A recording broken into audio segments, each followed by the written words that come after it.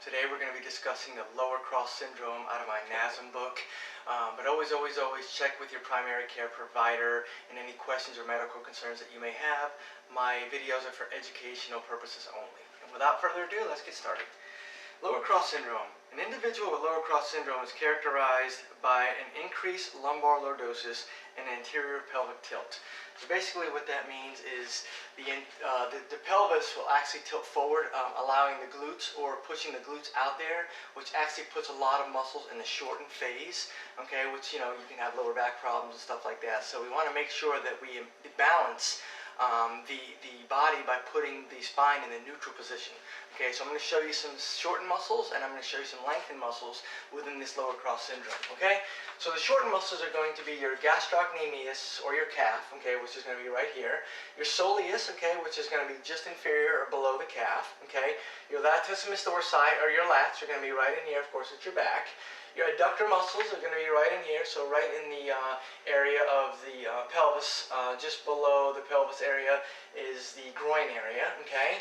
And then your erector spinae, of course, erector means straight, spinae means spine, so erector spinae is here. And hip flexor complex.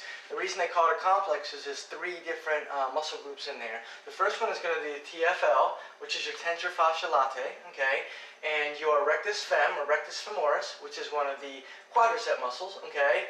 And then your psoas major and minor, which actually is going to be shown right here in this posterior abdominal wall area.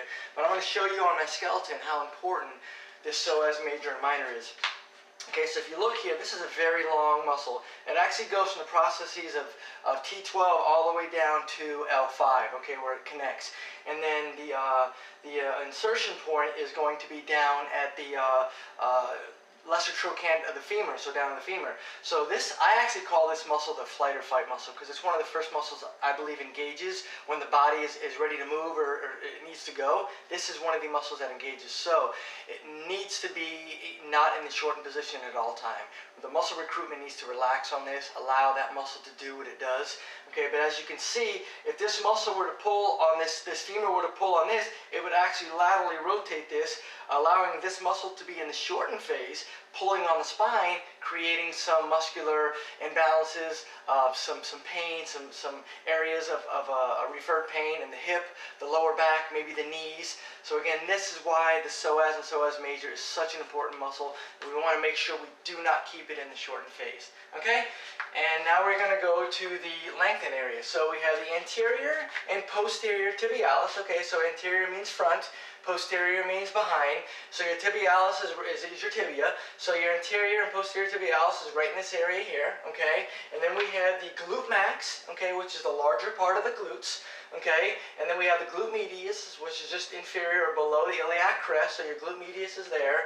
And then we have the transverse abdominis. Transverse is in that transverse plane, so the abdominals that are in that transverse or rotating plane, okay, those are also going to be in the shortened position, as well as the interior obliques, okay?